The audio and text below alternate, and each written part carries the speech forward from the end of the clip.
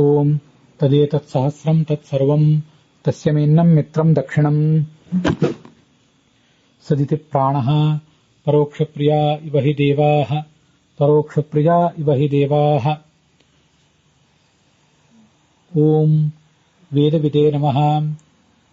ಓಂ ದಯಸೇ ವಿವಾಜಾನ್ ತೇ ತ್ವಾಮದ ಇಂದ್ರಮಾದಯಂತು ಶುಷ್ಮಿಣಂ ತು ವಿರಾಧಸಂ ಜರಿತ್ರೆ ಏಕೋ ದೇವತ್ರ ದಯಸೇಹಿ.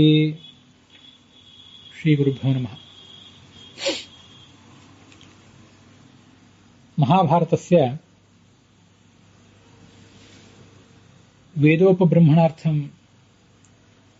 ಭಗವತಾ ವೇದವಿದ ಬಾದರಾಯಣೇನ ಸಂರಚಿತಸ್ಯ ಅನುಶಾಸನಪರ್ವಣಿ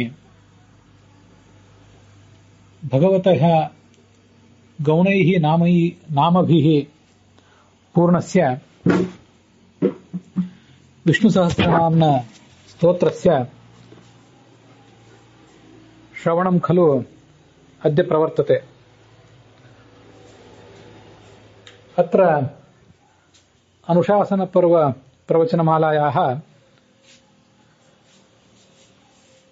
95-300 ಭಾಗಃ, 395ನೇಯ ಭಾಗ ಇದು.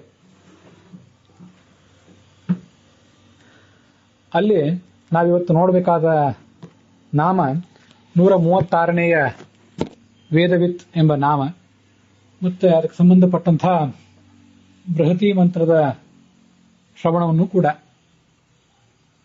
ವೇದವಿತ್ ಎಂಬ ಶಬ್ದವನ್ನು ಮತ್ತು ಕವಿ ಎಂಬ ಶಬ್ದವನ್ನು ಎರಡನ್ನೂ ಕೆಲವರು ಒಟ್ಟಿಗೆ ಒಂದೇ ಶಬ್ದ ಅಂತ ಪರಿಗಣನೆ ಮಾಡಿದ್ದಾರೆ, ಕೆಲವರು ಪ್ರತ್ಯೇಕ ಶಬ್ದಗಳು ಅಂತ ಪರಿಗಣನೆ ಮಾಡಿದ್ದಾರೆ. ಈಗ ನಾನು ನೋಡ್ತಾ ಇರುವಂತಹ ಒಂದು ಭಾಗದಲ್ಲಿ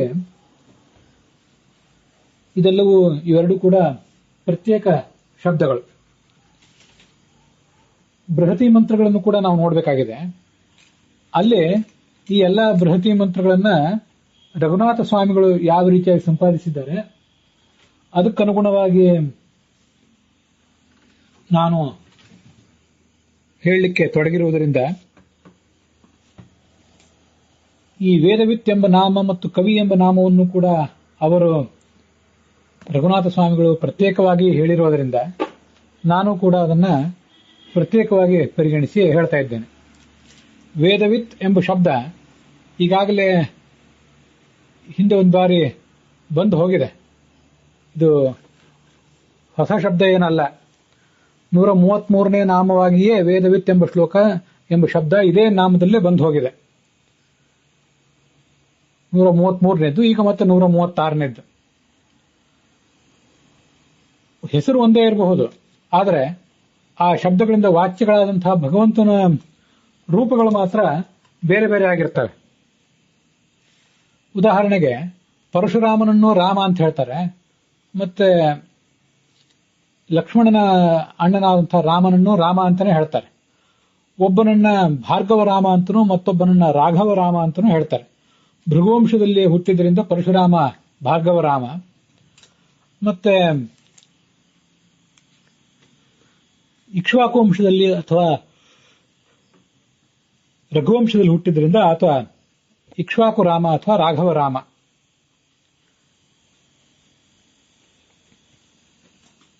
ಕೃಷ್ಣ ಅಂದ್ರೂ ಭಗವಂತನಾದ ರುಕ್ಮಿಣೀಪತಿಯಾದ ಕೃಷ್ಣನೂ ಕೃಷ್ಣನೇ, ಬಾದರಾಯಣರೂ ಕೃಷ್ಣರೇ. ಧರ್ಮನ ಮಗನಾಗಿ ಕೃಷ್ಣ ಅಂತನೂ ಒಬ್ಬ ಇದ್ದ, ಹರಿ ಕೃಷ್ಣ ನರ ನಾರಾಯಣ ಇತ್ಯಾದಿ ರೂಪವಾಗಿ. ಆದ್ರಿಂದ ವೇದವಿತ್ ಎಂಬ ಹೆಸರು ಒಂದಾದ್ರೂ ಕೂಡ ರೂಪ ಬೇರೆ ಬೇರೆ. ಆದರೆ ಆ ರೂಪಗಳಿಗೆ ಏನು ವ್ಯತ್ಯಾಸಗಳು ಅಂತ ಅನ್ನೋದನ್ನು ನಮಗೆ ತಿಳ್ಕೊಳ್ಳಿಕ್ ಆಗೋದಿಲ್ಲ. ಈ ಹಿಂದೆನೆ ನಾವು ಅದನ್ನೆಲ್ಲ ನೋಡಿದ್ದೀವಿ ಒಂದ್ ಕಡೆ. ಯಾವ್ದ್ರದ್ದು ಕೂಡ ಈ ಎಲ್ಲ ರೂಪಗಳನ್ನ ಅವೆಲ್ಲವೂ ರಹಸ್ಯ ಆದ್ರಿಂದ ನಾವು ನಿಮ್ಗೆ ವರ್ಣನೆ ಮಾಡ್ತಿಲ್ಲ ಅಂತ ಸ್ವಯಂ ಆಚಾರ್ಯರು ಈ ತಂತ್ರಸಾರದಲ್ಲಿ ವರ್ಣನೆ ಮಾಡ್ತಾರೆ. ಹಾಗಾದ್ರೆ ವೇದವಿತ್ ಅಂದ್ರೆ ಏನು? ವೇದಗಳನ್ನ ಎಲ್ರಿಗೂ ಕೂಡ ತಿಳಿಸುವಂಥವನು, ಮತ್ತೆ ಆ ನಷ್ಟಗಳಾದಂತಹ ವೇದಗಳನ್ನು ತಂದು ಕೊಟ್ಟವನು ಮತ್ತು ತಿಳಿಸುವವನು ಹೌದು. ಮತ್ತೆ ಆ ವೇದಗಳ ವಿಮರ್ಶೆಯನ್ನ ಬ್ರಹ್ಮಸೂತ್ರಾದಿಗಳಲ್ಲಿ ಮಾಡಿದವನು ಹೌದು ಕೂಡ, ಅವನು ಕೂಡ ಹೌದು. ಹಾಗೆ ವೇದರು ಅಂದ್ರೆ ಈ ಬ್ರಹ್ಮಾದಿ ದೇವತೆಗಳು, ಅವರಿಗೆ ಎಲ್ಲ ಥರದ ಜ್ಞಾನ, ಮೋಕ್ಷ, ಸುಖ ಮೊದಲಾದ ಲಾಭಗಳನ್ನು ಕೊಡುವವನು ಅವನೇನೆ. ಅವರು ಇವನ ಅನುಗ್ರಹದಿಂದಲೇ ವೇದಗಳನ್ನು ಪಡೆದು ತಿಳಿದು ಮುಂದೆ ಮುಕ್ತಿಯನ್ನು ಹೊಂದುತ್ತಾರೆ.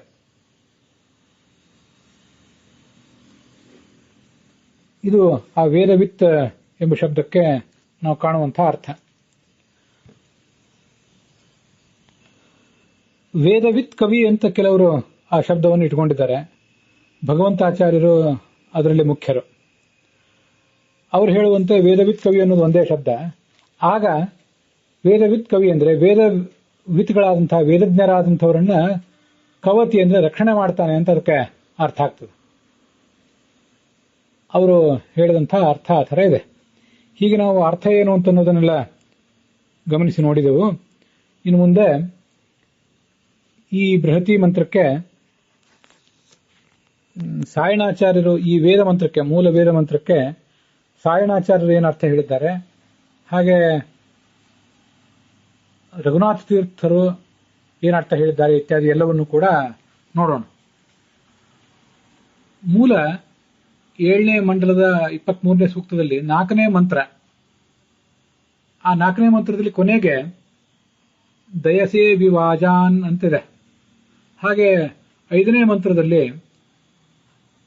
ತೇ ತ್ವಾಮದ ಇಂದ್ರಮಾದಯಂತು ಶುಷ್ಮಿಣಂ ತುವಿರಾಧ ಸಂಚರಿತ್ರೆ ಏಕೋ ದೇವತ್ರಾದಯಸೇಹಿ ಹಿ ಮತೀನಸ್ಮಿನ್ ಶೂರ ಸವನೇ ಮಾದಯಸ್ವ ಅಂತ ಮಂತ್ರ ಇದೆ, 5ನೇ ಮಂತ್ರ. ಅದರಲ್ಲಿ ಮತೀನಸ್ಮಿನ್ ಶೂರ ಸವನೇ ಮಾದಯಸ್ವ ಅನ್ನೋ ಭಾಗವನ್ನು ಬಿಟ್ಟು ಏಕೋ ದೇವತ್ರ ದಯಸೇಹಿ ಅನ್ನುವವರೆಗೆ ಇಟ್ಕೊಂಡಿದ್ದಾರೆ. ಹೀಗೆ 4ನೇ ಮಂತ್ರದ ಕೊನೆ ಭಾಗ ಮತ್ತೆ 5ನೇ ಮಂತ್ರದ 3 ಭಾಗಗಳು, ಇವನ್ನೆಲ್ಲವನ್ನು ಸ್ವೀಕಾರ ಮಾಡಿ ಈ ಒಂದು ಮಂತ್ರವನ್ನ, ಬೃಹತಿ ಮಂತ್ರವನ್ನು ಸಂಪಾದನೆ ಮಾಡಿದ್ದಾರೆ. ಅಲ್ಲಿ ಸಾಯಣಾಚಾರ್ಯ ಹೇಳುವಂತಹ ಅರ್ಥ ಏನು? ವಿವಾಜಾನ್ ಅಂತಿದೆ.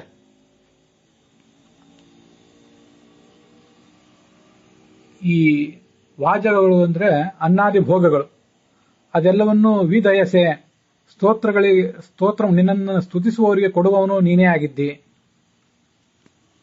ಅಂತದ್ರ ಅರ್ಥ. ಮುಂದೆ ಮದ ಅಂತಿದೆ. ಮದ ಅಂದ್ರೆ ಮದವನ್ನು, ಸಂತೋಷವನ್ನು ಕೊಡುವಂತಹ ಸ್ತೋತ್ರಗಳು, ಅವು ನಿನ್ನನ್ನ ಭಗವಂತನೇ ಸಂತೋಷಪಡಿಸಲಿ. ಅದಲ್ಲದೆ ನಿನ್ನನ್ನು ಸ್ತುತಿಸುವಂತವರಿಗೆ ಶುಷ್ಮಿ ಅಂದ್ರೆ ಬಲ ಉಳ್ಳವನು ಅಂತ ಅರ್ಥ. ತುವಿರಾಧಸ್ ಅಂದ್ರೆ ಬಹುವಿಧವಾದ ಧನವನ್ನ, ಪುತ್ರವನ್ನು ಕೊಡುವಂಥವನು ಅನ್ನೋ ಅರ್ಥವನ್ನು ಸಾಯಣಾಚಾರ್ಯ ಹೇಳ್ತಾರೆ. ಎಲ್ಲಾ ದೇವತೆಗಳಲ್ಲೂ ನೀನೊಬ್ಬನೇ ಈ ಎಲ್ಲ ಕಾರ್ಯವನ್ನು ಕೂಡ ಮಾಡುವಂಥವನು, ನಮಗೆ ಅನುಕಂಪವನ್ನು, ಎಲ್ಲ ದೇವತೆಗಳ ನಡುವೆ ಹೆಚ್ಚು ಕೃಪಾಶಾಲಿಯಾದವನು ನೀನು ಅನ್ನೋ ಅರ್ಥವನ್ನ ವರ್ಣನೆ ಮಾಡ್ತಾರೆ. ಇದಿಷ್ಟು ಸಾಯಣಾಚಾರ್ಯ ಹೇಳಿದಂತಹ ಅರ್ಥವಾಯಿತು. ಇನ್ನು ಮುಂದೆ ಇದಕ್ಕೆ ರಘುನಾಥ ಸ್ವಾಮಿಗಳು ಏನು ಅರ್ಥ ಹೇಳ್ತಾರೆ ಅಂತ ಅನ್ನೋದನ್ನ ನೋಡೋಣ. ರಘುನಾಥ ಸ್ವಾಮಿಗಳು ಮೂಲ ಋಗ್ವೇದದ ಮಂತ್ರಕ್ಕೆ ಅರ್ಥ ಹೇಳಿಲ್ಲ, ಸಂಪಾದಿತವಾದ ಬೃಹತಿ ಮಂತ್ರಕ್ಕೆ ಅರ್ಥ ಹೇಳಿದ್ದಾರೆ. ಶುಷ್ಮಿ ಅಂದ್ರೆ ಬಲಿಷ್ಠ, ಅದೇ ಸಾಯಣಾಚಾರ್ಯ ಹೇಳಿದ ಅರ್ಥವೇ ಇಲ್ಲೂ ಇದೆ. ತುವಿರಾಧಸ್ ಅಂದ್ರೆ ಬಹುವಿಧವಾದ ಸಿದ್ಧಿಯನ್ನು ಕೊಡುವವನು ಅಂತ ಅರ್ಥ. ತುವಿ ಅಂದ್ರೆ ಬಹಳ ಅಂತ ಅರ್ಥ. ರಾಧಸ್ ಅಂದ್ರೆ ರಾಧ ಸಂಸಿದ್ಧವೆಂಬ ಧಾತುವಿನಿಂದ ಅನೇಕ ವಿಧವಾದ ಸಿದ್ಧಿಗಳನ್ನ ಇವನಿಂದ ನಾವು ಪಡಿತೇವೆ ಅಂತ ಅರ್ಥ. ಅಂಥ ನಿನ್ನನ್ನ ಈ ಸ್ತೋತ್ರ ಮಂತ್ರಗಳೆಲ್ಲವೂ ಸಂತೋಷಪಡಿಸಲಿ. ಮದ ಅಂದ್ರೆ ಸಂತೋಷಕ್ಕೆ ಕಾರಣವಾದ, ಮದ ಅಂದ್ರೆ ಸಂತೋಷ ಅಂತ ಅರ್ಥ. ನಾವು ಅದರಿಂದ ಪಡೆದುಕೊಳ್ಳಬೇಕಾದ ಅರ್ಥ ಸಂತೋಷಕ್ಕೆ ಕಾರಣವಾದ್ದು ಅಂತ ಅರ್ಥ. ಆ ಸ್ತೋತ್ರಗಳು ನಿನ್ನನ್ನ ಸಂತೋಷಪಡಿಸಲಿ, ನೀನು ನಮಗೆ ಅನುಗ್ರಹ ಉನ್ಮುಖ ಆಗುವಂತೆ ಅವು ಮಾಡಲಿ ಅಂತ ಅರ್ಥ. ಯಾಕೆಂದ್ರೆ ದೇವತ್ರ, ಎಲ್ಲಾ ದೇವತೆಗಳ ನಡುವೆ ನೀನೊಬ್ಬನೇ ತಮ್ಮ ಏಕಏವ ವಾಜಾನ್ ಭೋಗಗಳನ್ನ ಮತ್ತು ಜರಿತ್ರೆ ಸ್ತೋತ್ರ ಭಕ್ತನಾದವನಿಗೆ ಕೊಡುವಂಥವನು. ಹೀಗೆ ಒಂದು ಕಡೆ ದಯಸೀರ್ತ ಶಬ್ದ ಇದೆಯಲ್ಲ, ಅದಕ್ಕೆ ಒಂದು ಕಡೆ ಕೊಡುವವನು ಅಂತ ಅರ್ಥ. ಎರಡನೇ ಬಾರಿ ಮತ್ತೊಂದೇನಿದೆ ಅದಕ್ಕೆ ಅನುಕಂಪ ಅಂತ ಅರ್ಥ. ಹೀಗೆ ಅಭೀಷ್ಟವನ್ನು ಕೊಡುವ ಮೂಲಕ ಭಕ್ತರಿಗೆ ನೀನು ಕೃಪೆ ತೋರುವವನು ಅಂತ ಅರ್ಥ. ವೇದಗಳನ್ನ ಅಂದ್ರೆ ವೇದ ಅಂದ್ರೆ ಸ್ತೋತ್ರಗಳು ಅಂತಾನೆ ಅರ್ಥ. ಆ ಸ್ತೋತ್ರಗಳನ್ನು ವಿಂದತೆ ಪಡೆದಿದ್ದಾನೆ, ಸ್ತೋತ್ರಗಳೆಲ್ಲವೂ ಇವನಿಗೆ ವಾಚಕ ಆಗಿದೆ ಅಂತ ಹೀಗರ್ಥ. ಹೀಗೆ ವೇದಾನ್ ವಿಂದತಿ ಇತಿ ವೇದವಿತ್. ವಿಧ ಲಾಭೆ ಅಂತ ಧಾತು ಇದೆ. ವಿಧ ಧಾತುವಿಗೆ ಅಸ್ತಿತ್ವ, ತಿಳಿದುಕೊಳ್ಳುವಿಕೆ, ಲಾಭ ಇತ್ಯಾದಿ ಅನೇಕ ಅರ್ಥಗಳಿವೆ. ಅದರಲ್ಲಿ ಒಂದರ್ಥ ಈ ಪಡೆದುಕೊಳ್ಳುವುದು ಅಂತ. ಎಲ್ಲ ವೇದ ಮಂತ್ರಗಳನ್ನು ಇವನೇ ಪಡ್ಕೊಂಡಿದ್ದಾನೆ, ಇವನಿಗೆ ಅವು ವಾಚಕವಾಗಿವೆ, ಆದ್ರಿಂದ ಈತ ವೇದವಿತ್ತ. ಇದು ರಘುನಾಥ ಸ್ವಾಮಿಗಳು ಹೇಳುವಂತಹ ಅರ್ಥ. ಮುಂದೆ ಭಗವಂತಾಚಾರ್ಯರು ಇದಕ್ಕೇನು ಅರ್ಥ ಹೇಳ್ತಾರೆ ಅಂತ ಅನ್ನೋದನ್ನ ನೋಡೋಣ. ಅವರು ಕೂಡ ನಮಗೆ ಈಗಾಗಲೇ ಗೊತ್ತಿರುವಂತೆ ಮೂಲ ಋಗ್ವೇದದ ಮಂತ್ರಗಳಿಗೆ ಅರ್ಥ ಹೇಳುವಂಥವ್ರು. ಅಲ್ಲಿ ದಯಸೇ ವಿವಾಜಾನ್ ಅಂದ್ರೆ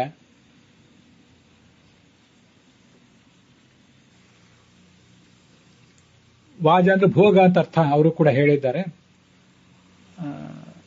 ನೀನು ಆ ಭೋಗಗಳನ್ನ ಕೊಡುವಂಥವನು ಅಂತ ಅರ್ಥ.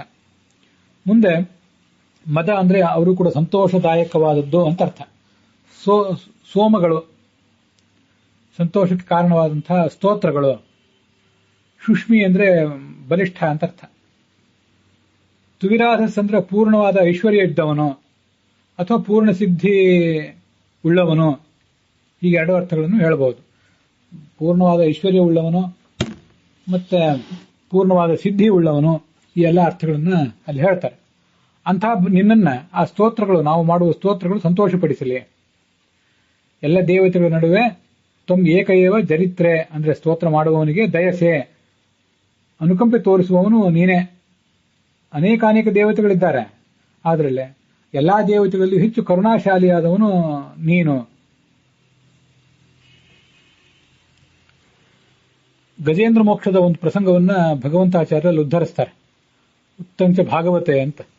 ಏವಂ ಗಜೇಂದ್ರ ಮುಪವರ್ಣಿತ ನಿರ್ವಿಶೇಷಂ ಬ್ರಹ್ಮಾದಯೋ ವಿವಿಧ ಲಿಂಗ ವಿಧಾಭಿಮಾನಾಃ ನೈತೆ ಯದೋಪ ಸಸ್ರುಪುಃ ನಿಖಿಲಾತ್ಮಕತ್ವಾತ್ ತತ್ರಾಖಿಲಾಮರವರೋ ಹರಿರಾವಿರಾಸೀತ್.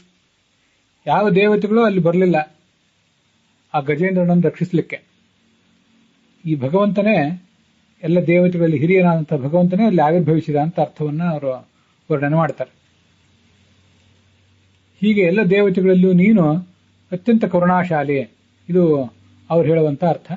ಈಗಾಗಲೇ ನಾನು ಹೇಳಿದೆ, ವೇದವಿತ್ ಅಂದ್ರೆ ವೇದಜ್ಞರು, ಅವರನ್ನ ಕವಿ ಅಂದ್ರೆ ರಕ್ಷಿಸುವವನು. ವೇದವಿತ್ಸು ವೇದವೇದಿಷು ಮಧ್ಯೆ ಕವಿ ರಕ್ಷಕಃ, ಕವ ರಕ್ಷಣೆ ಅಂತ ಧಾತು ಇದೆ. ಆದ್ರಿಂದ ಇವರೆಲ್ಲರಿಗೂ ಕೂಡ ರಕ್ಷಣೆ ಕೊಡುವವನು, ಅವರಿಗೆ ಸುಖವನ್ನು ಕೊಡುವಂಥವನು. ಅದಕ್ಕಾಗಿ ಆತ ವೇದವಿತ್ ಕವಿ ಅಂತ ಕರೆಸ್ಕೊಂಡಿದ್ದಾನೆ ಅಂತ ಸಾಯಣಾಚಾರ್ಯರ ವ್ಯಾಖ್ಯಾನ ಇದೆ. ಇದು ಭಗವಂತಾಚಾರ್ಯರ ವ್ಯಾಖ್ಯಾನ ನಾವೀಗ ನೋಡಿದ್ದು. ಇನ್ನು ಈ ಮಂತ್ರಕ್ಕೆ ಸ್ವಲ್ಪ ಬದಲಾವಣೆ ಮಾಡಿ ನಾನೇನು ಅರ್ಥ ಬರೆದಿದ್ದೀನಿ ಅಂತ ಅನ್ನೋದನ್ನ ನೋಡೋಣ. ಹೇ ಇಂದ್ರ ಅಂತ ಭಗವಂತನ ಸಂಬೋಧನೆ ಇದೆ. ಇಂದ್ರನೇ, ಭಗವಂತನೇ ಅಂತ. ತ್ವಂ ನೀನು, ಧೀಮದ್ಭ್ಯ ಅಂದ್ರೆ ಜ್ಞಾನಿಗಳಿಗೆ, ಅದೊಂದು ಅಧ್ಯಾರ್ಥವಾದ ಪದ. ಅಧ್ಯಾರ್ಥ ಮಾಡಲೇಬೇಕು ಅಂತೇನಿಲ್ಲ, ಮಾಡಬಹುದು. ಹಿಂದಿನ ಮಂತ್ರದಲ್ಲಿ ಧೀಭಿಹಿ ಅಂತ ಬಂದಿತ್ತು. ಅಚ್ಛಾ ತ್ವಂ ಹಿ ಧೀಭಿಹಿ ವಿದಯಸೇ ವಿಭಾಜಾನ್ ಅಂತ. ಜ್ಞಾನವನ್ನು ಕೊಡ್ತೀಯ ಅಂತ. ಜ್ಞಾನವನ್ನು ಕೊಟ್ಟಾದ್ಮೇಲೆ ಆ ಜ್ಞಾನಿಗಳಿಗೆ ನೀನು ಭೋಗವನ್ನು ಕೊಡ್ತೀಯ ಅಂತ ಹೀಗೆ ಅರ್ಥವನ್ನ ನಾನು ಧೀಮದ್ಭ್ಯ ಅಂದ್ರೆ ಜ್ಞಾನಿಭ್ಯ ಅಂತ ಅಧ್ಯಾಹಾರ ಮಾಡಿಕೊಂಡು ಹೇಳೋ ಪ್ರಯತ್ನ ಮಾಡಿದ್ದೇನೆ ಅಷ್ಟೆ. ವಾಜಾನ್ ಭೋಗಾನ್ ವಿದಯಸೆ, ವಿದತ್ಸೆ ಕೊಡ್ತೀಯ, ಕರುಣೆಯಿಂದ ಕೊಡ್ತೀಯ ಅಂತ ಅರ್ಥ ತಿಳ್ಕೋಬಹುದು. ದಯಪಾಲಿಸ್ತಿ ಅಂತ ಕನ್ನಡದಲ್ಲಿ ಹೇಳ್ತೀವಲ್ಲ, ಹಾಗೆ ತಿಳ್ಕೋಬಹುದು. ಶುಷ್ಮಿಣಂ ಬಲವಂತನಾದಂತಹ, ತುವಿರಾಧಸ್ ಅಂದ್ರೆ ಪೂರ್ಣವಾದ ಧನ ಶಕ್ತಿ ಉಳ್ಳಂತಹ ಅಥವಾ ಬಹುಸಿದ್ಧಿಯನ್ನು ನಮಗೆಲ್ಲರಿಗೂ ಕೊಡುವಂತಹ, ತ್ವಾಂ ನಿನ್ನನ್ನು, ತೇ ಮದಾಹ ಸಂತೋಷದಾಯಕವಾದಂತಹ ಕೇವಲ ಸ್ತೋತ್ರಗಳಲ್ಲ, ಸ್ತೋತ್ರ, ಪೂಜೆ, ಯಜ್ಞ, ನಾವು ಮಾಡುವಂತಹ ಪ್ರತಿಯೊಂದು ಕೆಲಸವೂ ಕೂಡ ನಾವು ನಡೆಯುವಾಗ ಮತ್ತೆ ಮಲಗುವಾಗ ಮಾಡುವಂತಹ ಪ್ರತಿಯೊಂದು ಕೆಲಸವೂ ಕೂಡ ಅದನ್ನು ಭಗವಂತನ ಆರಾಧನೆ ಅಂತ ನಾವು ತಿಳ್ಕೊಂಡ್ರೆ ಅದೆಲ್ಲವೂ ಭಗವಂತನಿಗೆ ಸಂತೋಷದಾಯಕ ಆಗೇ ಆಗ್ತದೆ. ಅದಕ್ಕಾಗಿ ಏನೋ ಒಂದು ನಾವು ಮಾಡುವಂಥ ಸ್ತೋತ್ರ ಅಂತ ಒಂದೇ ಹೇಳಲಿಲ್ಲ ಅಲ್ಲಿ ವೇದ. ಸಂತೋಷದಾಯಕವಾದದ್ದೆಲ್ಲವೂ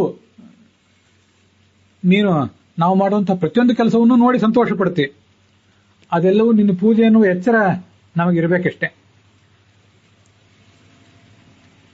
ಪ್ರಾತಃ ಪ್ರಭೃತಿ ಸಾಯಾಂತಂ ಸಾಯಾದಿ ಪ್ರಾತರಂತತಃ ಯತ್ ಕರೋಮಿ ಜಗನ್ನಾಥ ತದಸ್ತು ತವ ಪೂಜನಂ. ಬೆಳಿಗ್ಗೆ ಎದ್ದಾಗಿಂದ ಸಾಯಂಕಾಲದವರೆಗೆ, ಸಾಯಂಕಾಲದಿಂದ ಮತ್ತೆ ಬೆಳಗಿನವರೆಗೆ ನಾನು ಮಲಗುವುದು, ಏಳುವುದು, ಉಣ್ಣುವುದು ಇತ್ಯಾದಿ ಪ್ರತಿಯೊಂದು ಕ್ರಿಯೆಯೂ ಕೂಡ ಹೆಚ್ಚೇನು ಪುರುಷೋಭಾವ ಯಜ್ಞ ಅಂತ ಛಾಂದೋಗ್ಯ ಉಪನಿಷತ್ತು ಹೇಳಿದಂತೆ ಇಡೀ ಜೀವನವೇ ಒಂದು ಯಜ್ಞ. ಆ ಎಲ್ಲಾ ಕ್ರಿಯೆಗಳು ಕೂಡ ನಿನಗೆ ಸಂತೋಷದಾಯಕವಾದದ್ದು. ಅವು ನಿನ್ನನ್ನು ಸಂತೋಷಪಡಿಸಲಿ. ಸ್ತೋತ್ರ ಮಾಡುವ ವ್ಯಕ್ತಿಗೆ ದೇವತ್ರ ದೇವಾನ ಮಧ್ಯೆ ಏಕಏವ ದಯಸೇಹಿ, ಅವರಿಗೆ ರಕ್ಷಣೆ ಕೊಡುವವನು ನೀನೊಬ್ಬನೇ ರಕ್ಷಸಿ ಅಂತನೂ ಒಂದು ಅರ್ಥ ಇಟ್ಕೊಂಡಿದ್ದೇನೆ. ಯಾಕೆಂದ್ರೆ ದಯಧಾತುವಿಗೆ ದಾನ ಈ ಮುಂದಿನ ಅನೇಕ ಅರ್ಥಗಳಿವೆ. ಒಂದು ದಾನ ಕೊಡುವುದು ಅಂತ ಅರ್ಥ, ಗತಿ ಅಂತಂದ್ರೆ ತಿಳಿಸುವುದು, ತಿಳಿದುಕೊಳ್ಳುವುದು ಅಂತ ಅರ್ಥ, ರಕ್ಷಣೆ ಕೊಡುವುದು ಅಂತ ಅರ್ಥ, ಇನ್ನೊಂದು ರಕ್ಷಣಾ ಅಂತೂ ಇದ್ದೇ ಇದೆ ಅಲ್ಲಿ, ಹಿಂಸಿಸುವುದು ಅಂತ ಅರ್ಥ ಆಗ್ತದೆ. ಹಾಗೆ ಆದಾನ ಅಂದ್ರೆ ಸ್ವೀಕಾರ ಮಾಡುವುದು ಅಂತ ಅರ್ಥ ಆಗ್ತದೆ. ಅದರಿಂದ ದಯಸೆ ಅಂದ್ರೆ ರಕ್ಷಣೆ ಮಾಡ್ತಿ ಅಂತ ಅರ್ಥ. ಇನ್ನೊಂದು ಜ್ಞಾಪಯಸಿ ಚ, ಜ್ಞಾನವನ್ನು ಕೊಡ್ತಿ, ಅದು ಒಂದು ಅರ್ಥವೂ ಅಲ್ಲಿ ನಾವು ತಿಳ್ಕೊಳ್ಬಹುದಾದದ್ದು. ಆದ್ರಿಂದ ವೇದಂ ವೇದಯತಿ, ನಮಗೆ ಶಾಸ್ತ್ರವನ್ನು ತಿಳಿಸುವವನು, ಆದ್ರಿಂದ ಆತ ವೇದವಿತ್. ಇದು ಈ ಅರ್ಥವನ್ನು ಗೋವಿಂದಾಚಾರ್ಯರು ಕೂಡ ಹೇಳಿದ್ದಾರೆ. ಸರಳವಾಗಿ ನಮಗೂ ತಿಳಿಯುವಂತಹ ಅರ್ಥವೇ, ಆದರೂ ದೊಡ್ಡವರು ಹೇಳಿದ್ದಾರೆ ಅಂತ ನೆನಪು ಮಾಡ್ಕೊಳ್ಳೋದಷ್ಟೇ ನಮ್ಮ ಕರ್ತವ್ಯ. ಹೀಗೆ ಈ ಅರ್ಥವನ್ನೇ ಬೃಹತಿ ಮಂತ್ರ ಎರಡು ಕಡೆ ಹೇಳಿದೆ. ತುವಿರಾಧಸಂ, ಎರಡು ಮೂರು ಕಡೆ ಹೇಳಿದೆ. ಅದು ತುವಿರಾಧಸಂ ಅಂದ್ರೆ ಬಹುಸಿದ್ಧಿಯನ್ನು ಕೊಡುವಂಥವನು, ಅನೇಕ ಥರದ ಸಿದ್ಧಿಯನ್ನು ಕೊಡುವವನು. ಯಾವುವು ಅನೇಕ ಥರದ ಸಿದ್ಧಿಗಳು ಇವೆ? ಅವನ ಪರೋಕ್ಷ ಜ್ಞಾನ, ಆಮೇಲೆ ಮಾನಸಾಪರೋಕ್ಷ, ಕೊನೆಗೆ ಸ್ವರೂಪಾಪರೋಕ್ಷ, ಇವೇ ಬಹುಮುಖವಾದ ಸಿದ್ಧಿಗಳು. ನಮಗೆ ಭಕ್ತಿ, ವೈರಾಗ್ಯ ಇವೇ ಎಲ್ಲ ಸಿದ್ಧಿಗಳು. ಆ ಎಲ್ಲಾ ಸಿದ್ಧಿಗಳನ್ನು ಕೂಡ ಅವನು ಕೊಡುವಂಥವನು. ತುವಿರಾಧಸಂ ಅಂತ ನಿನ್ನನ್ನ ಸಂತೋಷಪಡಿಸಲಿ ಅಂತ ಆ ಮೂಲ ವೇದ ಮಂತ್ರದಲ್ಲಿ ಇದೆಯಲ್ಲ.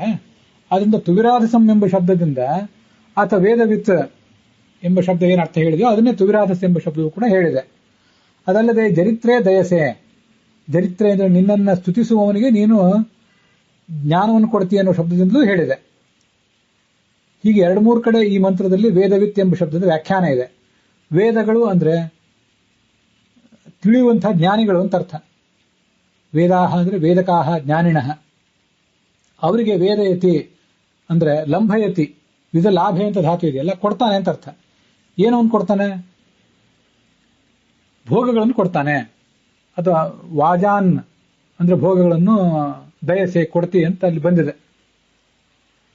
ಈ ಅರ್ಥವೂ ಕೂಡ ಹೀಗೆ ವೇದವಿತ್ ಎಂಬ ಶಬ್ದದ ವ್ಯಾಖ್ಯಾನವನ್ನು ವಾಜಾನ್ ವಿದಯಸೆ ಅನ್ನೋದ್ರಿಂದಲೂ ನಾವು ವ್ಯಾಖ್ಯಾನ ಮಾಡಿದೆ ಅಂತ ತಿಳ್ಕೋಬಹುದು.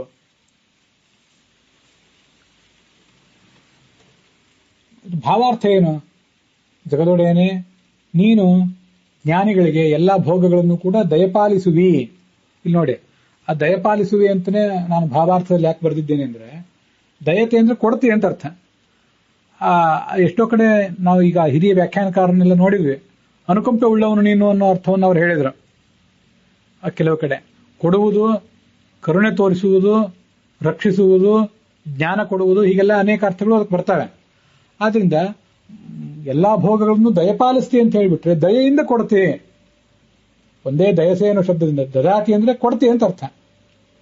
ದಯಸೆ ಅಂದ್ರೆ ದಯೆಯಿಂದ ಕೊಡ್ತಿ ಅಂತ ಅರ್ಥ. ತುಂಬ ವಿಶಿಷ್ಟವಾದಂತಹ ಒಂದು ಶಬ್ದ ಅದು.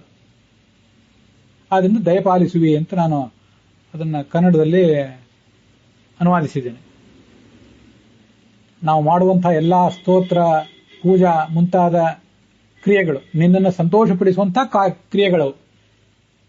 ನಮ್ಮ ಜೀವಮಾನದಲ್ಲಿ ಹುಟ್ಟಿದಾರಭ್ಯ ಸಾಯುವವರೆಗೆ ತುಂಬಾ ವ್ಯಾಪಕವಾಗಿ ಅದನ್ನು ಹೇಳುವುದಾದರೆ ನಾವು ಬೆಳಿಗ್ಗೆ ಎದ್ದಾಗಿಂದ ಸಾಯಂಕಾಲದವರೆಗೆ, ಸಾಯಂಕಾಲ ಮಲಗಿದಾಗಿನಿಂದ ಬೆಳಗ್ಗೆಯವರೆಗೆ, ಹುಟ್ಟಿದಂದಿನಿಂದ ಸಾಯುವವರೆಗೆ, ಸತ್ತ ಮೇಲೆ ಮತ್ತೆ ಹುಟ್ಟುವವರೆಗೆ, ಇನ್ನೂ ವ್ಯಾಪಕವಾಗಿ ಹೇಳುವುದಾದರೆ ಸೃಷ್ಟಿಗೆ ನಾವು ಬಂದಾಗಿನಿಂದ ಮುಕ್ತಿಗೆ ಹೋಗುವವರೆಗೆ, ಮುಕ್ತಿ ಹೋದ್ಮೇಲೂ ಕೂಡ ನಾವು ಮಾಡುವಂತಹ ಎಲ್ಲಾ ಕಾರ್ಯಗಳು ಕೂಡ ನಿನ್ನನ್ನು ಯಾವತ್ತೂ ಸಂತೋಷಪಡಿಸಲಿ, ನಿನಗೆ ಸಂತೋಷವನ್ನ ತರಲಿ. ನಿನ್ನನ್ನು ಸ್ತುತಿಸುವಂತಹ ಭಕ್ತನಿಗೆ ಎಲ್ಲಾ ದೇವತೆಗಳ ನಡುವೆ ಜ್ಞಾನ ನೀಡುವವನು ನೀನೊಬ್ಬನೇ ಆಗಿದ್ದಿ. ಆದ್ದರಿಂದ ನಮಗೂ ಕೂಡ ನೀನು ಜ್ಞಾನ ಕೊಡಬೇಕು ಅಂತ ಭಗವಂತನ ಒಂದು ಆರಾಧನೆ ಅದು. ಇದಿಷ್ಟು ಭಗವಂತಾಚಾರ್ಯರು, ರಘುನಾಥ ತೀರ್ಥರು ಮತ್ತೆ ಸಾಯಣಾಚಾರ್ಯರು ಇವರೆಲ್ಲ ಹೇಳಿದಂಥ ಅರ್ಥಗಳು. ಈ ಮುಂದೆ ವೇದವಿತ್ ಎಂಬ ಶಬ್ದಕ್ಕೆ ಮತ್ತು ಎಲ್ಲೆಲ್ಲಿ ಏನು ಉಲ್ಲೇಖಗಳು ಕಾಣಬಹುದು ಅಂತ ಅನ್ನೋದನ್ನ ಈ ಮುಂದಿನಂತೆ ಈಗ ನೋಡೋಣ.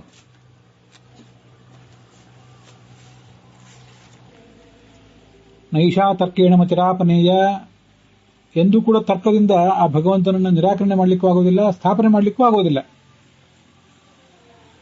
ಶ್ರುತಿ ಸಹಾಯ ರಹಿತಂ ಅನುಮಾನಂ ನ ಕುತ್ರಚಿತ್, ಶ್ರುತಿಯ ಬೆಂಬಲವಿಲ್ಲದ ಅನುಮಾನ ಎಂದೂ ಭಗವಂತನನ್ನ ಆಗಲಿ ಮತ್ಯಾವುದೇ ಅತೀಂದ್ರಿಯ ವಸ್ತುವನ್ನಾಗಲಿ ತಿಳಿಸ್ಲಿಕ್ಕೆ ಸಾಧ್ಯ ಇಲ್ಲ.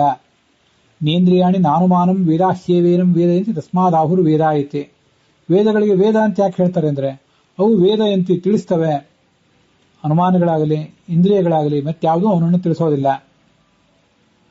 ನ ಚಕ್ಷುರ್ ನ ಶ್ರೋತ್ರಂ ನ ತರ್ಕ ನ ಸ್ಮೃತಿ. ನಮ್ಮ ಚಕ್ಷುರೇಂದ್ರಿಯ, ನಮ್ಮ ಶ್ರೋತ್ರೇಂದ್ರಿಯ, ನಮ್ಮ ತರ್ಕ ಮತ್ಯಾವುದೇ ಗ್ರಂಥ ಇದ್ಯಾವುದೂ ಕೂಡ ಆ ಭಗವಂತನನ್ನ ತಿಳಿಸುವುದಿಲ್ಲ, ಸ್ವತಂತ್ರವಾಗಿ ಭಗವಂತನನ್ನು ತಿಳಿಸೋದಿಲ್ಲ. ತಿಳಿಸುವುದೇನಿದ್ರೂ ವೇದಗಳೇ ತಿಳಿಸಬೇಕು. ಔಪನಿಷದ ಪುರುಷ ಅಂತ ಅವನನ್ನ ಒಂದು ಕಡೆ ವರ್ಣನೆ ಕೂಡ ಮಾಡ್ತಾರೆ. ಉಪನಿಷತ್ತುಗಳಿಂದಲೇ ಆತ ಗಮ್ಯ ಅಂತ ಅದರ ಅರ್ಥ. ನಾವೇದವಿನ್ಮನುತೆ ತಂ ಬೃಹಂತಂ ಸರ್ವಾನುಭವಂ ಆತ್ಮಾನಂ ಸಾಂಪರಾಯೇ ಅಂತ ತೈತ್ರಿಯ ಶ್ರುತಿಯನ್ನ ತತ್ವನಿರ್ಣಯದಲ್ಲಿ ಆಚಾರ್ಯ ಉದ್ಧರಿಸ್ತಾರೆ. ವೇದಜ್ಞನಾದ ಅಲ್ಲದವನು ಆ ಮಹಾತ್ಮನಾದ ಭಗವಂತನನ್ನು ತಿಳಿಯುವುದು ಸಾಧ್ಯ ಇಲ್ಲ. ಯಾವುದದು ವೇದಗಳು ಅಂದ್ರೆ ಯಾವುದು? ಋಗ್ಯಜು ಸಾಮಥರ್ವಾಖ್ಯಾಶ್ಚ ಮೂಢರಾಮಾಯಣಂ ತಥಾ ಭಾರತಂ ಪಂಚರಾತ್ರಂ ಚ ವೇದ ಇತ್ಯೇವ ಕೀರ್ತಿತಾಃ. ಋಗ್ಯಜು ಸಾಮ ಅಥರ್ವ ಮಾತ್ರ ಇವಿಷ್ಟೇ ವೇದಗಳಲ್ಲ, ಮೂಲ ರಾಮಾಯಣ, ಭಾರತ, ಪಂಚರಾತ್ರ ಇವೆಲ್ಲದಕ್ಕೂ ಕೂಡ ವೇದ ಅಂತ ಹೆಸರಿದೆ. ಇವುಗಳೆಲ್ಲದರಿಂದಲೂ ಆತ ತಿಳಿಯಲ್ಪಡುವವನು ಅಂತ ಅರ್ಥ. ಆದ್ದರಿಂದ ವೇದಗಳಿಂದ ತಿಳಿಯಲ್ಪಡುವವನು ಅಂದ್ರೆ ಕೇವಲ ವೇದಗಳಿಂದ ಅಂತಲೂ ಏನು ಅರ್ಥ ಅಲ್ಲ, ಭಾರತ ಪಂಚರಾತ್ರಾದಿಗಳಿಂದಲೂ ಅಂತ ಅರ್ಥ. ಒಟ್ಟಾರೆ ಅಪೌರುಷೇಯವಾದ ವೇದದಿಂದ ತಿಳಿಯಲ್ಪಡಬೇಕು, ಅಥವಾ ಸ್ವಯಂ ಭಗವಂತನೇ ರಚನೆ ಮಾಡಿದಂಥ ಶಾಸ್ತ್ರಗಳಿಂದ ಅವನು ತಿಳಿಯಲ್ಪಡಬೇಕೆ ಹೊರತು ಬೇರೆ ಯಾರೂ ರಚಿಸಿದ ಶಾಸ್ತ್ರಗಳಿಂದ ಅದು ತಿಳಿಯಲ್ಪಡುವವನಲ್ಲ ಅಂತ ಅದರ ತಾತ್ಪರ್ಯ.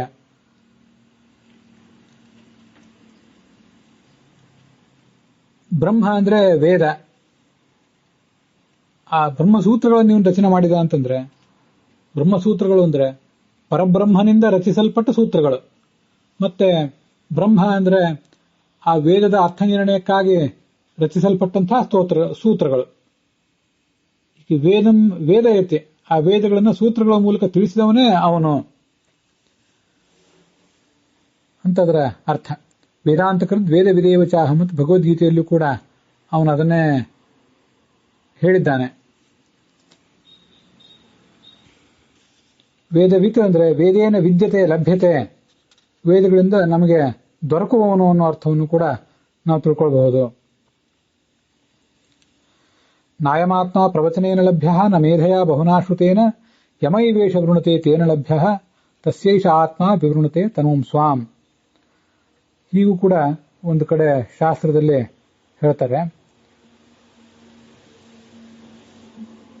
ಸುದೀರ್ಘವಾದ ಪ್ರವಚನದಿಂದ, ಮಹಾಮೇಧಾಶಕ್ತಿಯಿಂದ, ವಿಮರ್ಶೆಯಿಂದ, ಬಹಳ ದೊಡ್ಡ ಪ್ರಮಾಣದ ಶಾಸ್ತ್ರಜ್ಞಾನದಿಂದ ಯಾವುದರಿಂದಲೂ ಕೂಡ ಅವನು ದೊರೆಯುವವನಲ್ಲ.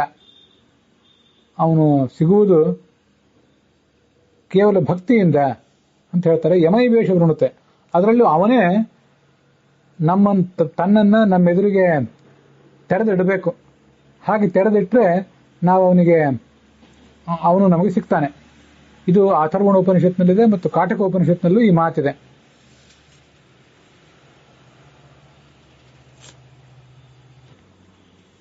ವೇದೇಶು ವಿದ್ಯತೆ ಇತಿ ವೇದವಿತ್. ಇನ್ನೊಂದರ್ಥ, ವೇದಗಳಲ್ಲಿ ಇವನು ಇದ್ದಾನೆ. ವೇದಗಳಲ್ಲಿ ಹೇಗಿದ್ದಾನೆ ಅಂದ್ರೆ ಭಿನ್ನ ಭಿನ್ನ ರೂಪದಿಂದ ವೇದಗಳಲ್ಲಿದ್ದಾನೆ ಅಂತ ತೈತ್ರಿಯ ಉಪನಿಷತ್ತು ಅವನನ್ನು ವರ್ಣನೆ ಮಾಡ್ತದೆ. ಭೂರಿತಿ ವಾರ್ಚಃ ಭುವ ಇತಿ ಸಾಮಾನಿ ಸುವರಿತಿ ಜೂಂಷಿ ಮಹ ಇತಿ ಬ್ರಹ್ಮ ಅಂತ ಹೀಗೆ ವರ್ಣನೆ ಇದೆ. ಅವನು ಈ ಋಕ್ ಎನಿಸ್ಕೊಂಡಿದ್ದಾನೆ. ಋಕ್ ಅಂತ ಯಾಕೆ ಕರೆಸ್ಕೊಂಡಿದ್ದಾನೆ ಅಂದ್ರೆ, ಋಕ್ ಅಂದ್ರೆ ಅರ್ಚನ, ಆದ್ದರಿಂದ ನಮ್ಮ ಅರ್ಚನೆಯನ್ನು ಸ್ವೀಕಾರ ಮಾಡುವುದರಿಂದ ಆತ ಋಕ್. ಅನಿರುದ್ಧ ರೂಪದಿಂದ ಋಗ್ವೇದದಲ್ಲಿದ್ದಾನೆ. ಎಲ್ಲ ಕಡೆ ಅವನು ಸಮ, ಜಡ ಚೇತನ ಜ್ಞಾನಿ ಅಜ್ಞಾನಿ ಎಲ್ಲ ಕಡೆನೂ ಕೂಡ ಅವನು ಸಮ. ಗೀತಾ ಅದನ್ನು ಹೇಳಿದೆ. ಆ ಸಮ ಎಂಬ ಶಬ್ದದಿಂದ ವಾಚ್ಯನಾಗಿ ಪ್ರದ್ಯುಮ್ನ ರೂಪದಿಂದ ಸಾಮವೇದದಲ್ಲಿದ್ದಾನೆ. ಯಜುಹು ಅಂತ ಕರೆಸ್ಕೊಂಡಿದ್ದಾನೆ. ಯಾಕೆಂದ್ರೆ ಯೋಜಿಸಲ್ಪಡುವುದರಿಂದ, ಯಜುಹು ಯಾಜ್ಯ ಸ್ವರೂಪತ್ವಾತ್, ಅವನು ಈ ಯಜ್ಞದಲ್ಲಿ ನಮ್ಮ ಆಹುತಿಯನ್ನು ಸ್ವೀಕಾರ ಮಾಡುವವನೇ ಅವನು. ಆ ಕಾರಣದಿಂದ ಯಜುಹು ಅಂತ ಕರೆಸ್ಕೊಂಡಿದ್ದಾನೆ. ಸಂಕರ್ಷಣ ರೂಪದಿಂದ ಯಜುರ್ವೇದದಲ್ಲಿದ್ದಾನೆ. ಮತ್ತೆ ಬ್ರಹ್ಮ ಯಾಕೆಂದ್ರೆ ಗುಣಪೂರ್ಣನಾದ್ರಿಂದ ವಾಸುದೇವ ರೂಪದಿಂದ ಸಮಸ್ತ ವೇದಗಳಲ್ಲಿದ್ದಾನೆ ಅಂತ ಆ ತೈತ್ರಿಯ ಉಪನಿಷತ್ ಭಾಷ್ಯ ವರ್ಣನೆ ಮಾಡಿವೆ. ಋಕ್ ಅರ್ಚತ್ವಾತ್ ಜನಾರ್ದನ, ಅರ್ಚನಾದ್ರಿಂದ ಋಕ್.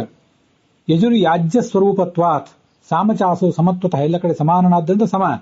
ಬೃಹತ್ವಾತ್ ಬ್ರಹ್ಮವೇದಾನಾಂ ಸಮುದಾಯೇ ಅಖಿಲೇ ಸ್ಥಿತಃ ತತ್ಸಂಬಂಧ ವೇದರಾಶಿ ಬ್ರಹ್ಮಶಬ್ದೇನ ಕೀರ್ತಿತಃ. ಅವನು ಬ್ರಹ್ಮ ಆದ್ರಿಂದ ಅವನ ವರ್ಣನೆಯಲ್ಲಿ ತೊಡಗಿರುವುದರಿಂದ ವೇದಕ್ಕೆ ಬ್ರಹ್ಮ ಅಂತ ಹೆಸರು.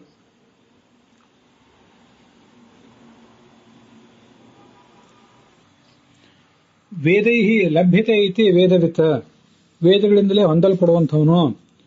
ವೇದವೇ ಯಾರಿಗೆ ಜ್ಞಾಪಕವೋ ತಿಳಿಸುವ ಪ್ರಮಾಣವೋ ಅವನು ವೇದವಿತ್ ಅಂತ ಲಕ್ಷಾಲಂಕಾರದಲ್ಲಿ ವಾದಿರಾಜ ಸ್ವಾಮಿಗಳು ಅದರ ಅರ್ಥವನ್ನು ಬರೀತಾರೆ. ಮುಂದೆ ಶಾಂಕರ ಭಾಷ್ಯ, ಪರಾಶರ ಭಟ್ಟರ ಭಾಷ್ಯ, ಸತ್ಯಸಂಧ ಸ್ವಾಮಿಗಳ ಅರ್ಥ ಏನೇನಿದೆ ಅಂತ ಅನ್ನೋದನ್ನ ನೋಡೋಣ.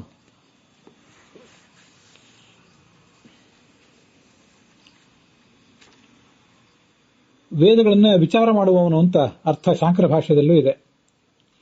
ವೇದ ಅಂದ್ರೆ ವೇದದ ಅರ್ಥವಾದಂತಹ ಧರ್ಮ, ಪರಾಶರ ಭಟ್ಟರ ವ್ಯಾಖ್ಯಾನದಲ್ಲಿ ಅದನ್ನ ನಮ್ಮ ಕೈಯಿಂದ ಅನುಷ್ಠಾನ ಮಾಡಿಸಿ ಅದನ್ನ ನಮಗೆ ದೊರಕಿಸಿ ಆ ಧರ್ಮವನ್ನು ಏನು ಅಂತ ತಿಳಿಸಿ ನಮಗೆ ಆ ಮೂಲಕ ಧರ್ಮಾಚರಣೆಯನ್ನು ಮಾಡಿಸುವವನು ವೇದವಿತ್, ಅವನೇ ಪ್ರದ್ಯುಮ್ನ ಅಂತ ಪರಾಶರ ಭಟ್ಟರ ವ್ಯಾಖ್ಯಾನ. ವೇದೈಹಿ ವೇದ್ಯತೆಯ ವೇದ ತದರ್ಥೋ ಧರ್ಮ ಉಚ್ಯತೆ ತದನುಷ್ಠಾಪನಾನ್ನಿತ್ಯಂ ಪ್ರದ್ಯುಮ್ನೋ ವೇದವಿತ್ ಸ್ಮೃತಃ ಅಂತ ಒಂದು ಶ್ಲೋಕವನ್ನು ಕೂಡ ಅವರು ಆ ವೇದವಿತ್ ಎಂಬ ಶಬ್ದಕ್ಕೆ ವ್ಯಾಖ್ಯಾನ ರೂಪವಾಗಿ ವರ್ಣಿಸ್ತಾರೆ. ಸತ್ಯಸಂಧ ಸ್ವಾಮಿಗಳ ವ್ಯಾಖ್ಯಾನದಲ್ಲಿ ತಾನು ಮತ್ಸ್ಯ ಇತ್ಯಾದಿ ರೂಪಗಳಿಂದ, ಹಯಗ್ರೀವ ಇತ್ಯಾದಿ ರೂಪಗಳಿಂದ, ಮತ್ತೆ ಹಾಗೆ ವೇದವ್ಯಾಸ ಇತ್ಯಾದಿ ರೂಪಗಳಿಂದಲೂ ಕೂಡ ವೇದಗಳು ಕಳೆದು ಹೋಗಿದ್ದಾಗ ಚತುರ್ಮುಖಾದಿಗಳಿಗೆ ಅದನ್ನ ಕೊಟ್ಟವನವನು. ವೇದಂ ವಿಂದಯತಿ ಜ್ಞಾಪಯತಿ ಮತ್ಸ್ಯಾದಿ ರೂಪೇಣ ಬ್ರಹ್ಮಾದೀನ್ ಪ್ರತಿ ವೇದವಿತ್. ಹೀಗೆ ಮತ್ಸ್ಯಾದಿ ರೂಪದಿಂದ ವೇದವನ್ನು ಕೊಟ್ಟವನಾದ್ದರಿಂದ ಅವನನ್ನು ವೇದವಿತ್ ಎಂಬುದಾಗಿ ಹೇಳಬೇಕು ಅಂತ ಇದು ಸತ್ಯಸಂಧ ಸ್ವಾಮಿಗಳ ವ್ಯಾಖ್ಯಾನ. ಈಗಾಗಲೇ ನಾವು ನೋಡಿದಂತೆ ಭಗವಂತಾಚಾರ್ಯರು ಮತ್ತೆ ಇನ್ನೊಬ್ಬರು ರಾಘವೇಂದ್ರ ಸೂರಿಗಳು ಅಂತ ಒಂದು ವ್ಯಾಖ್ಯಾನ ಇದೆ. ಅವೆರಡರಲ್ಲಿ ಕೂಡ ವೇದವಿತ್ ಕವಿ ಎನ್ನುವುದು ಒಂದೇ ಶಬ್ದ. ನಾವೀಗ ಆ ಶಬ್ದವನ್ನ ಪ್ರತ್ಯೇಕವಾಗಿ ತೆಗೆದುಕೊಂಡು ನೋಡಿದ್ದೇವೆ. ವೇದವಿತ್ ಎಂಬ ಶಬ್ದ ಈಗಾಗಲೇ ಒಂದು ಬಾರಿ ವ್ಯಾಖ್ಯಾತ ಆಗಿದೆ, ಎರಡನೇ ಬಾರಿ ನಾವೀಗ ಅದನ್ನು ನೋಡ್ತಾ ಇದ್ದೇವೆ. ನಮಗೆ ವೇದಗಳನ್ನ ದೊರಕಿಸಿಕೊಡುವವನು ಮೊದಲು, ವೇದ ಸಿಗದೇ ಇದ್ದಾಗ. ಆಮೇಲೆ ಆ ವೇದಗಳ ಅರ್ಥವನ್ನು ಮಾಡಿಸುವಂಥವನು. ಮುಂದೆ ಆ ಜ್ಞಾನಿಗಳಿಗೆ ಆ ಜ್ಞಾನದ ಲಾಭವಾದಂತಹ ಭೋಗವನ್ನು ಕೂಡ ಕೊಡುವವನು ಅಂತ ಹೀಗೆ ಆತನನ್ನ ನಾವು ಧ್ಯಾನಿಸಬೇಕು. ಕುಲಾನ್ಯಕುಲತಾಮ್ಯಾಂತಿ ವೇದಸ್ಯ ಉತ್ಸಾದನೇನ ಚ ಅಂತ ಮಹಾಭಾರತದಲ್ಲಿ ಉದ್ಯೋಗ ಪರ್ವದಲ್ಲಿ ಒಂದ್ ಕಡೆ ಹೇಳ್ತಾರೆ. ಕುಲಗಳು ದೊಡ್ಡ ಕುಲ ಆಗಿದ್ದದ್ದು ತಮ್ಮ ಮಹತ್ವವನ್ನು ಕಳ್ಕೊಂಡು ಭ್ರಷ್ಟ ಹೋಗುವುದು ಯಾಕೆ ಅಂದ್ರೆ ವೇದಸ್ಯ ಉತ್ಸಾದನೇನತೆ, ಶಾಸ್ತ್ರಾಧ್ಯಯನ ಮಾಡುವವರ ಕೊರತೆಯಿಂದಾಗಿ ಮಹಾಕುಲಗಳು ಹಾಳಾಗಿ ಹೋಗ್ತವೆ ಅಂತಿದೆ. ಅದಕ್ಕಾಗಿ ಯಾವತ್ತೂ ಎಲ್ಲ ಕಾಲದಲ್ಲಿಯೂ ಎಲ್ಲ ದೇಶಗಳಲ್ಲಿಯೂ ಎಲ್ಲ ಕುಲಗಳಲ್ಲಿಯೂ ಕೂಡ ಶಾಸ್ತ್ರಾಧ್ಯಯನವನ್ನು ಮಾಡುವಂಥವರ ಸಂಖ್ಯೆ ಹೆಚ್ಚಾಗಬೇಕು. ಅದಾಗಬೇಕಾದ್ರೆ ಭಗವಂತನನ್ನ ವೇದವನ್ನು ದೊರಕಿಸಿಕೊಡುವವನೇ, ವೇದಾರ್ಥವನ್ನು ತಿಳಿಸಿಕೊಡುವವನೇ, ಅದರ ಫಲವಾಗಿ ಮುಕ್ತಿ ಕೊಡುವವನೇ ಅಂತ ಅವನನ್ನು ಉಪಾಸನೆ ಮಾಡಬೇಕು. ಸರ್ವೈಶ್ಚ ವೇದೈ ಪರಮೋಹಿದೇವೋ ವಿಜ್ಞಾಸ್ಯೋಸೋ ನಾಲ್ಪವೇದೈ ಪ್ರಸಿದ್ಧೇತ್ ಅಂತ ಬ್ರಹ್ಮಸೂತ್ರ ಭಾಷ್ಯದಲ್ಲಿ ಆಚಾರ್ಯ ಒಂದು ಮಾತು ಹೇಳ್ತಾರೆ. ಎಲ್ಲಾ ವೇದಗಳನ್ನು ತಿಳ್ಕೋಬೇಕು, ಎಷ್ಟು ಸಾಧ್ಯವೋ ಅಷ್ಟೆಲ್ಲವನ್ನು ಕೂಡ. ಯಾವುದೋ ಒಂದೆರಡು ಗ್ರಂಥಗಳನ್ನು ತಿಳ್ಕೊಂಡಂಥವನಿಗೆ ನಾಲ್ಪವೇದೈಹಿ, ಯಾರು ಕೆಲವು ಬೆರಳೆಣಿಕೆಯಷ್ಟು ಶಾಸ್ತ್ರಗಳನ್ನು ಓದಿದ್ದಾರೋ ಅವರಿಗೆ ಭಗವಂತ ತಿಳಿಯುವುದೇ ಇಲ್ಲ. ನಾಲ್ಪವೇದೈಹಿ ಪ್ರಸಿದ್ಧೇತ್ ಸಿಗೋದಿಲ್ಲ. ಅವನು ಸಿಗುವುದು ಸರ್ವಾನ್ ವೇದಾನ್ ಸೇತಿಹಾಸಾನ್, ಎಲ್ಲಾ ವೇದಗಳನ್ನು ಓದಬೇಕು. ಅಪೌರುಷೇಯವಾದ ವೇದಗಳನ್ನ, ಪೌರುಷೇಯ ವೇದಗಳನ್ನ ಎಲ್ಲವನ್ನೂ ಓದಬೇಕು. ಸ ಇತಿಹಾಸಾನ್, ಮಹಾಭಾರತ ಪಾಂಚರಾತ್ರಗಳನ್ನ, ಮೂಲ ರಾಮಾಯಣವನ್ನು ಓದಬೇಕು.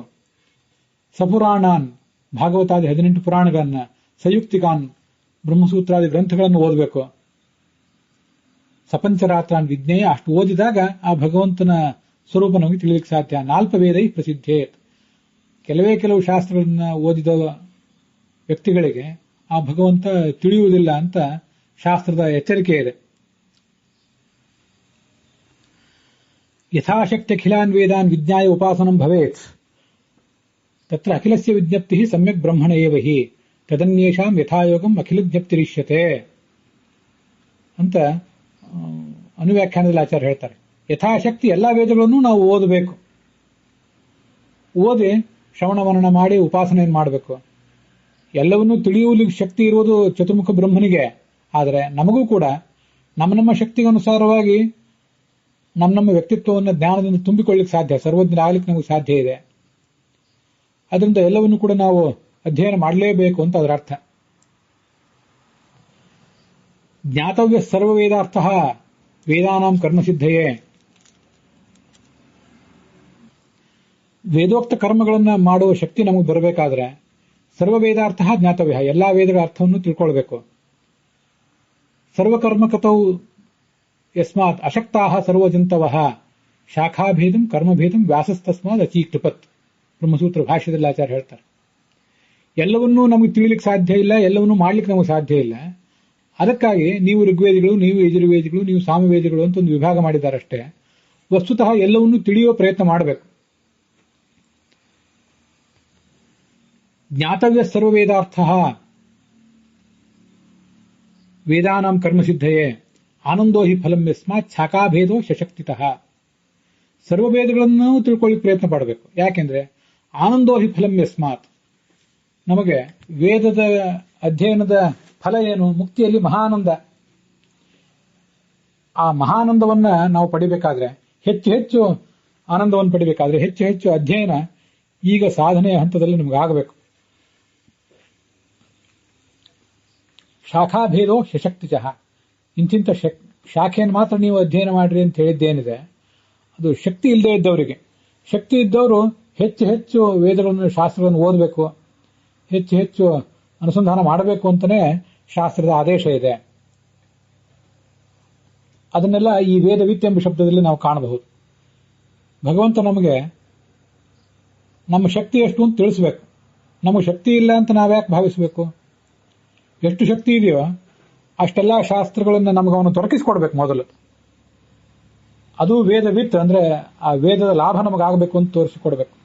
ಯಾವತ್ತು ಶಾಸ್ತ್ರಗಳನ್ನು ಓದುವಂತಹ ಪರಿಸರ, ಆ ಕುಲ, ಅಲ್ಲಿ ಹುಟ್ಟುವಂತಹ ಅನುಕೂಲವನ್ನು ಭಗವಂತ ಮಾಡಿಕೊಡ್ಬೇಕು. ಅದೇ ವೇದವಿತ್.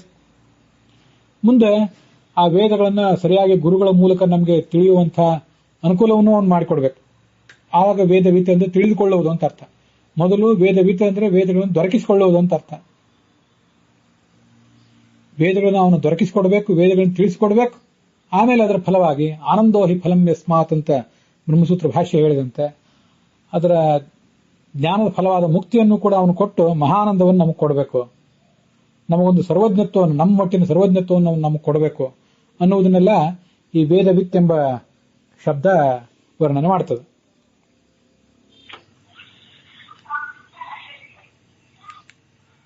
ಅಲ್ಲಿಗೆ ಈ ಭಾಗ ಸಮಾಪ್ತವಾಗಿದೆ.